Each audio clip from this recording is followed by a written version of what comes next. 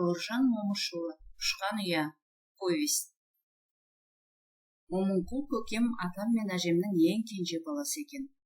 Ұзын бойлы, сұлу, сымбатты, дөңгелек қара көзді, кертпе мұрындау, астыңғы ерні дүрдіктеу, ақ құба жігіт болатын. Әжеме өз ұлының осы дүрдек ерні мен кертпіш мұрны ұнамаушы еді. Жайшылықтың өзінде жаратпай қымсынып отырған. Тәңірдің мұнысына амал бар ма? Бір биеден алада құлада туа береді деген осы да. Әйтпесе өзіме тартайын деп ақ тұр екен ғой дейтін ол. Оның есесіне көкем әжемнің ең еркесі, ең сүйіктісі болатын. Кенженің аты Кенже ғой. Әжем оның көптеген қыңыр қылықтарын, бұрыс мінездерін кешіре беретін. Кейде сондай шалдуарлығына күйіп кетіп жазыламақ болғанда, көкем іргедегі үйге зып беріп кетіп қалушы еді. Қайтып келгенше әжемнің ашуынан жұрнақ та қалмайтын. Әйтеуір көкеме келгенде әжемнің ұмытшақтығы да ұлғаяды. Қайта алып соққанда көкемді еркелетіп отырғаны. Көкем әлденені бүлдіріп, көпе-көрнеу тайраңдап жүргенінің өзінде әжем басын шайқап тіл қатып отыра беретін. Ай тентегім, кімге ғана тарттың екен дейтін өзіне өзі. Әкең жуас еді, құтты нағаш көкеңе, менің Серкебай әніме тартқансың ғой сен. Серкебай да төңірегін шаңдатпаса жүре алмайды. Әжемнің ашуы одан әрі аспайтын. Мұнысы кейде ашудан гөрі сүйсінуге ұқсап тұрушы. Ерке баланың жөні бөлек қой шіркін. Анасының еркесі болғанға не жетсін. Жас кезінде көкем шынында да шектен шыққан ерке, қолдай-ақ тұрмайтын мазасыз еді. Жаяу жүрсе екі иығын жұлып жеп, сермеген қолы айналасын адақтап жүретін. Атқа мінсе жау шапқандай құйындатып, ай-шайға қарамай ой шұқырды елемей еліріп алатын. Атқа қарғып мініп шауып келе жатқанда қарғып түсетін. Атқа да аяққа да батыр еді. Жаз айының мамыражай кеші еді. Алтын күн құлан тауына иек артып, төңірекпен қоштасқысы келмей, қызара қиналып тұрғандай сезілді. Батыс жақ нарттанып, күлгін шапаққа шомылып тұрған кез. Шақпақ, жабағылы, бұралдай жондарында сол шапақ бұлан қаққандай сезіледі. Алатаудың құзар басынан күннің соңғы сәулелері қуат алғандай көз тұрады. Жайлауды мамық түн баяу көмкеріп, даланың бояуын біресе қошқылдандырып, біресе бозғылдандырып жібереді. Ақ самал аңқып тұр. Ауылшы азан-қазан, әркім іңір қараңғылық алдындағы қарбалас тірлігін тамамдауға тырманып жатқан кез. Әйелдер сиыр сауып болып, бұзауларын қазыққа байлап жатыр. Бір шетте қозы көгендеп жүргендері де көп. Беткейде үйір жылқы шүйгіннен бас көтермей жайылып жүр. Осы кеште жігіттер асау қуып алыс сарсаңға түсіп еді-ау. Құрық тимеген ту қашаған желмен жарысып жеткізбей-ақ бағады. Ат құлағында ойнайтын айлакер жылқышы құрығын ептейлеп соңынан қалар емес. Танауынан шыққан дем тас ұшырардай жүйткиді. Құрық тиер тиместе шұрқыраған дауысы жайлауды басына көтергендей еді. Жылқышы сонда да ізінен қалмай жүр. Құрық қашағанның жалына жақындамай жатып асау жалт береді. Содан жігіттің екі аяғы ат бүйірін далақтай соғып қайтып қайтарылғанша, әлгі қашаған қара жердің апшысын қуырып, құрықтан алыстап үлгереді. Ауыл адамдары мынау тосыннан басталған тамашаға түгелдей көз тігіп өздерінше дабырласып тұр. Арқасы қозып айқаймен айбат шегіп тұрғандары қаншама. Кейбіреудің иығы өз-өзінен құнжыңдап, анау құрықшы жігіттің қимылын құптайды. Енді құтқармайды деп айқайлайды бірі. Солай, енді құрық таста дейді екіншісі аулақтан ақыл беріп. Қап әттеген-ай, алданып қалдың-ау деп қорланып тұрғандар да бар. Япырай, жаз бойы жалын сипатпай әбден әккі болған екен мынау деп өкінеді тағы бірі. Қара тер боп ат үстінде әлегі шыққан құрықшыны құрдастары қарап тұрып ақ мазақтайды. Оған жылқын емес сиыр ұстату керек қой дұрысы. Жігіт боп атқа мінген соң жүгенге иелене алмағаны масқара ғой. Өзіңнің шамаңды көрер ме еді? Одан қайбір ілгерілеп тұр едің сен. Осылайша ел дабырласып, екеу пікір таластырып тұрғанда, жылқышы жігіт ат басын игеруге әлі келмей тұрып еді. Енді бері бұрылып келе жатты. Жейдесі терге малынып, желкесі төмен салынып, құйысқаны далақтап, құрығы босқа салақтап, жиналған жұртқа ат басын тіреді.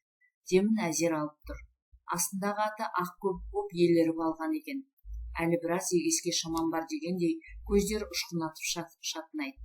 Осы кезде көкем жайдақ атқа қарық мініп, қашағанның жолына кесе көлденең қарсы құйындата жөнелгені. Төтелей тартып төпеп шауып барады.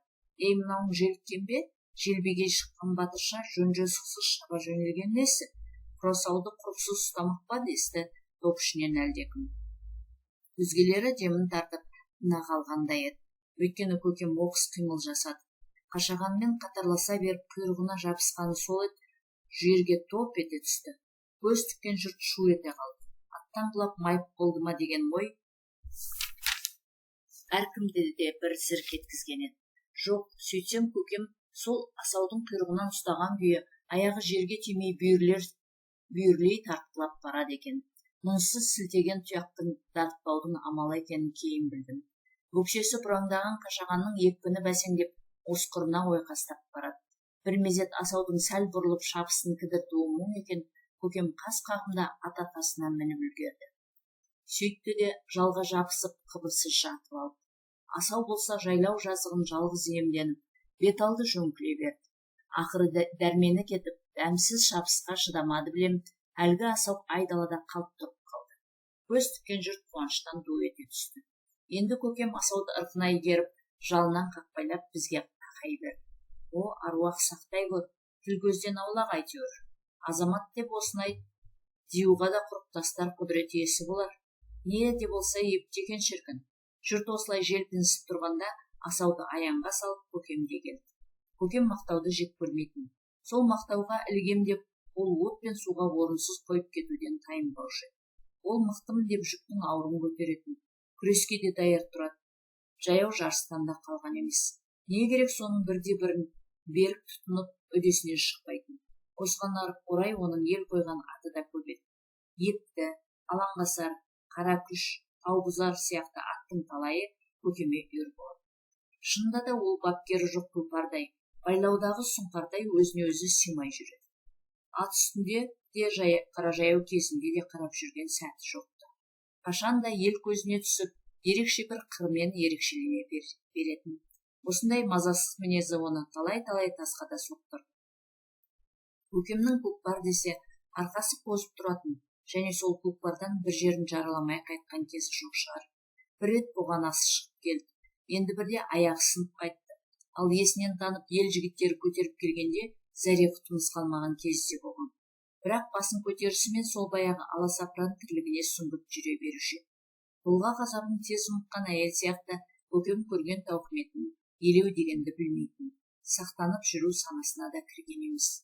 Жаны ауырып жамбасы төсекке тигенде кейде тістеніп жатып қатты ыңырситын. Сонда бәйек болған әжем шыргөбектеніп көзіне жас алатын. Сен тентек, мен ажалымнан бұрын өлтіретін болдың ғой. Әр жарақатын мен жегідей жеп, белім бүкірейіп бара жатқанын аясаң еттің болмаса. Қайтейін шырағым, аман бол әйтеуір. Сонан соң лезде ренішін ұмытып, әжем баяғы қамқор пейіліне көшуші еді. Қай жерің ауырады құлыным? Сусын берейін бе? Жастығың жайсыз емес пе? Расында да көкемнің әрбір аңғал қадамы әжемді қатты қайғыртатын. Ұлының қасынан бір елі кетпей, тілеуін тілеп қалтырап отырғаны. Мұндайда өзге дүние түгілі біз сияқты немерелерде шет қалатын. Бар ықыласы көкеме ауып, өзге дүниені көзге ілмеуші. Мұндайда біз әжемізді көкемізден қызғанып, кәдімгідей қынжылатынбыз. Әкем тулап тұрған жігітке байсалдылық қонар деп оқуға отырғызды. Алайда көкеме кітаптың да септігі тие қойған жоқ.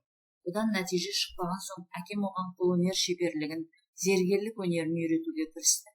Үйде жүріп, мұның да үдесінен шықпайтынын білген соң көкемді нағашыларымызға әжемнің інісі қатал мінезді Серкебайдың қолына бермек боп шешіпті. Серкебай нағашымның сонда ауылға келгені әлі есімде. Ол кезде нағашым 60-қа таяған кісі еді. Бүкіл ауыл боп аяғынан тік тұрып қарсы алғаны бүгінгідей көз алдынан кетпейді. Сонау алыс көкжиектен қатар түзген 4 салтатты көрінгеннен ақ ауыл адамдары күтіне бастаған. Алдыңғы жорға төбелдегісі Серкебай нағашым екенін бәріміз айнытпай таныдық. Ал желе жортқан үшеуі қасындағы қосшылары болса керек. Серкебай келе жатыр дегенде әжемнің қуанғаны сонша жас балаша елпектеп кетті. Киіздің жаңасын, көрпенің шәйісін, жастықтың жайлысын әзірлей бастап еді. Әкем мен көкем тысқа шығып құрмет көрсеткен кейіппен қол бұлсырып тұрды. Бұл екеуін көргенде Серкебай нағашым үзеңгісін шіреніп, ат жүрісін аялдата бастады. Серіктері де тізгіндерін тартып, баяу жүріске көшті. Үйге тақап келгенде әжем көкемді Серкебайдың атын ұстауға жұмсады. Көкем де ебелек қағып, салам алейкумын жолай айтып, ат шылауына жармасып жатыр. Алейкум салам деп Серкебай нағашым сәлемін алды да көкемнің иығына қолын салып аттан түсе бастады. Көкем сол сәтте нағашымның қолтығынан сүйей қойды. Сонан соң Серкебай нағашым алшаң басып, менің әкеммен сәлемдесті. Серіктер де аттан түсіп жатыр еді. Әкем ауыл жігіттеріне әмір берді. Меймандардың атын ұстаңдар. Жігіттер жедел басып, ат тізгініне жармаса беріп еді, Серкебай нағашым қамшысын көтеріп ақырып қалды. Маған көрсеткен құрметтерің аздай несіне елпектейсіңдер деп тоқтатып тастады. Нағашыммен еріп келген жігіттерге осынау күрт мінез, шалдың әдеті әбден сырмінез болған ба, жылмиып қарасты. Неменеге мәз боп тұрсыңдар деп тағы да зекірді нағашым.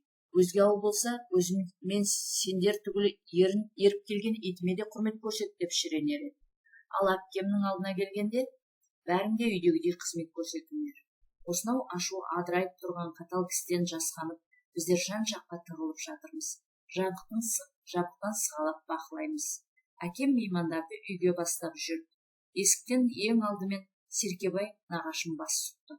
Әжем оны балаша аймалап еркелетіп жатыр. Осы кезде нағашымның атқосшы жігіттері ішке қоржын көтеріп кірді. Серкебай төрге жайғасып болған соң әжемнің хал жайын сұрады. Амансыз ба әпке? Ауру сырқаудан саумысыз? Көңіліңіз жайлы ма? Құдайға шүкір шырағым, дейді әжем де елшілеп. Мұнан соң жаппай жай сұрасу басталды. Ел адамдарының есендігі, мал басының түгендігі сұралды. Бұл кезде қоржынның аузы сөгіліп, нағашымның әкелген сыйлықтары көріне бастады. Бөрік мейіз, қант шай, бауырсақтан басқа әжеме арналған көйлектік мата да шықты. Серкебай асыл киімдерді қонымды етіп, сымбатты киініпті. Алдымен құндыз бөркі құлпырып көз тартады. Бөркін шешкенде көк тақыретіп қырған басында оқалы барқыт тақиясы қалды. Бешпет сыртынан буған кемер белдігінің жалпақтығы кере қарыста еді. Сабы күміспен күптелген қамшысын сәнмен қос бүктеп қасына қойыпты.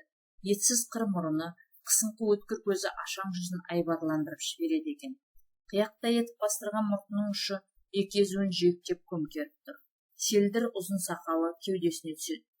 Ол аз сөйлеп, әр сөзін нығарлап, таптап, қарсы отырған адамына қарай қамшысын немесе сұқ қолын нұқып сесті айтады екен. Нағашым ешкімді бет қаратпайтын, айналасын айбармен меңдеп алған өркөк көктеу көрінді. Өз қатарларының өзін менсінбейтін кісі біз сияқты бала-шағаға көз қиығында салған жоқ. Бір кештің ішінде Серкебай талай рет көкемді де, қасына еріп келген жігіттерді де қыжғыртып алды. Туа біткен мінезі ме, әлде көңілінің хошы жоқ па? Әйтеуір бұл кездесуінде нағашым нақ бір ескі дәуірдің қатал әміршілеріндей елестейді. Әжем бізге өркмейіз үлестіріп берді. Аузымыз томпаңдап бәріміз мәз болып жүрміз. Мал сойылып, ошақта от маздайды. Жұрт күндегісінен көтеріңкі көңілде болатын. Бәрі де абыр-сабыр асығыс үстінде. Біз одан бетер мәзбіз. Желдегі аттардың ер әбзеліне сүйсіне қарап қызығамыз. Күміспен көмкерілген құйысқан еріксіз көз тартады. Қонақтар көп жатпады. Ертеңіне жолға жинала бастады. Көкемді әкетуге арнайы келген екен. Көкем бұрынғыдай емес, тіптен жуасып қалыпты. Айналсоқтап әкеме жалтақ-жалтақ қарайды. Серкебай нағашым өзі атқа нығарланып отырып алған соң, баяғы әмірлі үніне көшті. Тіптен қатуланып алған. Көкемді қамшымен екі-үш салып қалып та ақырып жіберді. Жаман күшікше неменеге жалтақтап тұрсың? Ұзатылатын қыздай сызыла қалыпты ғой қыз талап. Мен саған әлі көрсетермін. Ауылға барған соң екі аяғыңды бір етікке тықпасам ба? Сөйтті де әжем жаққа алара көз тастап тістене сөйледі. Балаңның сүйегі ғана сенікі әпке. Қалғанын өзіме жіберіңіз бұл тентектің. Көкем әжем жаққа соңғы рет жалынышпен қарап еді. Әжем де шыдай алмай дауысы дірілдеп кетті. Қайдан білейін шырағым, сүйек өзіңдікі ғой әйтеуір. Адам етсең болғанында. Серкебай үзеңгіге шіреніп тұрып, бізбен қоштасты да ат басын ауылына бұрды. Соңынан ат үстінде иығы салбырап,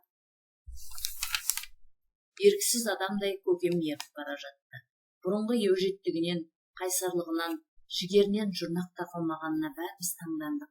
Жат қолға түскендей жабығып кете берді. Әжем соңдарынан ұзақ қарап тұрып та, жанарына үйірілген жасты жаулығымен сүртті. Тәңірім жолыңды оңғыра көрсін құлыным, деді. Ол ұлына арнаған тілеуін болар болмас күпірлеп. Бір ай өтпей жатып, әжем көкемді сағына бастады. Жатса тұрса атын атап отыратынды шығарды. Ақыры үш айдың жүзі толар толмаста әжем көкемнің соңынан іздеп төркініне аттанды. Баласының қасында бір аптадай болып мауқын басқан соң оралды. Алайда үйге келген соң қайта сағынып, ахылап-үһілеп әкеме әр жайды айта беретін шығар. Шырағым тіптен арып, құр сүйегі сорайып қалыпты. Серкебай оны ертелі-кеш кітап оқудан бас алдырмайды екен. Бүйте берсе жас баланың қу сүйегі қалады ғой. Әжемнің айтуынша Серкебай көкемді матап ұстайтын көрінеді. Әр қадамы санаулы екен. Содан бір елі ауытқуға көкемнің еркі де жоқ, шамасы да жоқ болса керек. Мен көкемдер ауылдан аттанарда Серкебай нағашым еліне барған соң, шынында да көкемнің екі аяғын бір етікке тығып қояды деп қиналған едім. Сөйтсем онысы қатал тәртіпте ұстаймын деген екен ғой. Көкеме ұзын ақ шапан кигізіп, басына сәлде оратып, оқуға үңілдіріп қойыпты. Серкебайдың үйіне кіргенімде сол еді дейтін әжем. Қарасам бір бұрышта ақ шапан, ақ сәлделі жас ұлама заулатып құран оқып отырғанын көрдім. Аңғарып қарасам өзімнің момынқұл құлыным екен. Өз көзіме сенбей аңырып тұрып қалдым. Енді бір барғанда әжем көкемді ауылға біраз күнге алып кетейін деп Серкебайдан өтінген екен, нағашым тыйып тастапты. Бұл баланы қолыңа адам етіп берем әпке. Ал адам болмаса, итаяқ тазалайтын құл етіп қоямын. Әжем қанша жалынса да Серкебай айтқанынан қайтпайды. 2 жыл өткен соң ғана көкем ауылға оралды. Үстінде ақ шапан, басында сәлде, аздап едірейген тікенек мұрт қойыпты. Ауыл адамдар жас жігіттің мысық мұртына сол күні-ақ күлген. Ертеңіне көкем сәлдені тастап, бұрынғы түлкі тымағын киіп еді, кәдуілгі өзімізге үйреншікті қалпына келді. Содан бастап көкемді ауылдағы екінші көз ашық білімдар адам санайтын болды.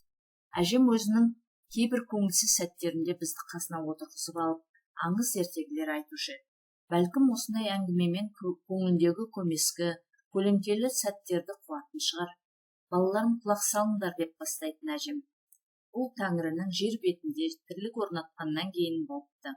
Ол кезде жаратушы азаматты жарылқап, топан суынан да сақтаған екен адамзатты. Дейтін әжем.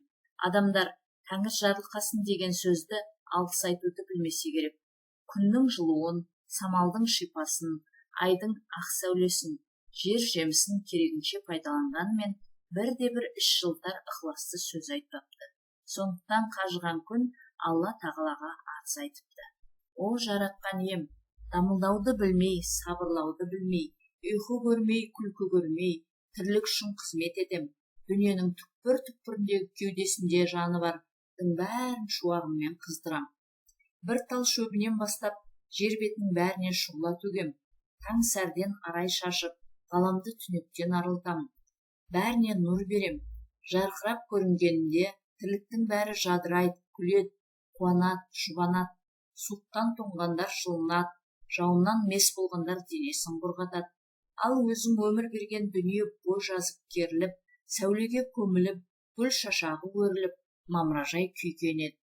Мен түн мен түнек сияқты дүниеге ауыр зіл, қоңырқай түр әкелмеймін. Мен өзіммен күлкі мен қуаныш әкелем. Мен барда қар еріп, сай-сала сылдыраған бұлаққа толады. Мен барда бұтаққа бұлбұл қонады. Бірақ осыншама баға жетпес еңбегімді елеп, бірде-бір тірлік иесі алғыс айтқан емес.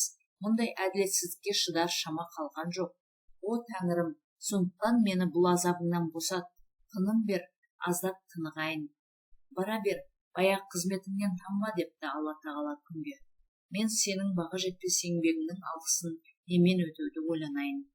Күн кеткен соң Алланың алдына ай келіпті. Жадырай күліп, жарқын сөйлепті. О тірліктің тірегі, баралы әлемнің жүрегі, жаратушы ем, өзіңе тілекпен келіп тұрмын. Неден тарттың, неден түңілдің түн еркесі алтын ай? Айналайын Тәңірім, сен маған көмескі нұр беріпсің, суық сәуле сыйлапсың. Күн көзі жұмылған соң, зіл қараңғы түннің бір тұңғиығын, бар тұңғиығын жарық етем деп мен келем. Қара аспанның қақ төрінде тұрып, төңіректі мамық сәулеге бөлеймін. Адасқанға нысана болам. Бетімнен сәукелемді бірте-бірте ысырып, күн санауға, апта мен ай санауға көмектесем. Ал жүзім толған күні, аспанның ақ еркесіндей ашық кейіппен күлгенімде, торғын сәулеме тояттамай, бар әлем үнсіз рахатқа батады. Ай сәулесі түнгі ұйқыны күзетіп бақытқа бөлейді. Мен болсам күн сияқты шақырайып жалыныммен қарымаймын. Менің нұрым жұмсақ, сәулем саумалдай татымды. Тіптен күндіздің өзінде дамыл көрмей, күн соңынан ілесіп, жер бетіне қараумен болам. Бірақ менің бұл қимас қылығымды адамдар байқамайды. Өйткені күннің шақырайған сәулесі менің ұлпа нұрымды тұншықтырып тастайды. Осы уақытқа дейін менің ұзақ жылғы, адал да айнымас, жайлы да жағымды еңбегімді бағалап, бір тірі жан алғыс айтқан емес. Қайта адамдар жүзіндегі дағын, маңдайындағы әжімін менен көріп, ай бетіндей шұбарланып бітіпсің ғой деп, бір-бірін келемеждейді. Ал әбден толысқан шағымда ең сүйкімді болармын деп дәмеленсем, ол сәтімде адамдар күлкіге айналдырды. Бір жақтырмайтын адамды көрсе, етжеңді кісіні кезіктірсе, беті айтабақтай болып безерген біреу екен деседі. Бұдан артық қорлық, бұдан артық мазақ бар ма маған? Енді шыдай алар емеспін. Бұл қызметіңнен босата көр, Тәңірім. Осылай деп ай бұлт арасына кіріп алып, ықылық атып жылаған екен. Сол кезде жаңбыр жауыпты. Күмістей таза көзіңе жас алып жабыға берме, ақбақайым депті Тәңірі оны жұбатып. Онан да қызметіңнен жаңылма. Мен тілеуіңнің орайын ойланып көрейін. Осы кезде өкпек жел құтырынып, жан-жағына жаланып, Алла тағаланың алдына жетіп келіпті. Тәңірдің тағына қонған шаң тозаңды үрлеп жіберіпті де, аяғына оралып жатып алыпты. Мен дамыл көрмей тау кезем, ел кезем, тас кезем, ел асам, бел асам, оларды үңгеймін, орманға сүңгеймін, даланы шарлаймын, теңізді барлаймын, өлкемді төтелеймін, желкенді жетелеймін, толқынды ойнатамын. Бұлтты қуып жерге жауын сыйлаймын, елге зәуім сыйлаймын. Егер мен болмасам, адамзат аптап ыстыққа шыдамас еді, бастарын бірге құрмас еді. Аузы сусыз кебер еді, алқынып тер төгер еді. Мен соның бәрінен самал болып есемін, сағым болып көшемін. Бірақ алғыс алған күнім жоқ, сондықтан да мұңым көп. Болдырдым, тынығайын, мұрсат бер Тәңірім. Бір шеттен сылдырап су келіпті. Алланың аяғына бас ұрып тілегін айтқан екен. Менің де күнім күн емес, Тәңірім. Ой қырын кезіп даланың, дамыл көрмей ағамын. Жердің шаңын жуамын, елдің тәнін жуамын. Сусаған шөлім басат, бір жұтып демін ашат. Соның бәрін Тәңірім көтере берем қашанға. Сонда Алла тағала ойға кеткен екен. Иә, тіршілік біткен шынымен-ақ алғысқа сараң екен, жақсылыққа жалаң екен. Мен бұларды жазғырайын, жазалайын деп түйіпті. Сөйтіпті де бар мақұлық біткенді адамзат атаулына жинапты. Ей жамағат жарандар, бәрін бері қараңдар депті жаратушы жиналғандарға. Күн мен ай, жел мен су сендерге өкпелі екен, сондықтан да бұдан былай қызмет етуден бас тартпақшы. Еркімізге жібер, ендігі жағдайды өзімізше қарастырайық деп тілек етеді. Тыныққысы келеді, сендерді шақырғанының мәнісі осы еді. Бұдан былай қалай тірлік етпексіңдер, не амал таппақсыңдар, соны айтыңдаршы кәне. Бұл жайсыз хабарды естігенде адам шошып кеткен сонша өңі қуатып сала берген екен. Аузына сөз түспей, абдырап, күн мен айға, жел мен суға жығылып тағзым ете берген екен. Жаратушы ием жиналғандарға сұрақ беріпті. Кімнің қандай ойы бар? Бәрі үн қатпапты. Жалғыз ғана жарғанат ыршып шығып, шошып ұшып, езілдей жөнелген екен. Жаппар ием, жайымызға құлақ сал, пендем десең біздің де тілегімізді тыңда. Егер күніміз сөнсе, үніміз өшпей ме, жарымыз бітпей ме? Адамзат жер сипалап, аң біткен адаспай ма? Құс бағдарынан жаңылып, жарға соқпай ма? Гүл қуарып, жер суалмай ма? Ай батсашы, жыл мезгілінен адасып, теңіз ретсіз тасымай ма? Көл ретсіз көлкімей ме? Сапырылысқан тірлік орнап, саналы сәттен қол үзіп қалмаймыз ба? Су тартылса не болмақ? Бұлақтың сылдырынан айырылар едік, қанатымыз қайрылар едік. Қимылсыз сусап жатар едік, бір тамшы суға көзіміз сатар едік. Жел тынсашы, бір жерден тұман арылмай, бір жерден тамшы таба алмай, бір жерге бұлт үйіріліп, бір жерге суық шүйіліп, жылжымай жатар едік.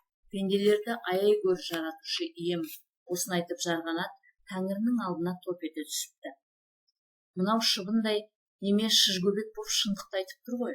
Расында да өмірдің астан-кестеңі шығады екен-ау деп ойлапты жаратушы. Сөйтіп қайтадан жарлық береді. Күн мен ай, жел мен су баяғыдай қызмет етсін.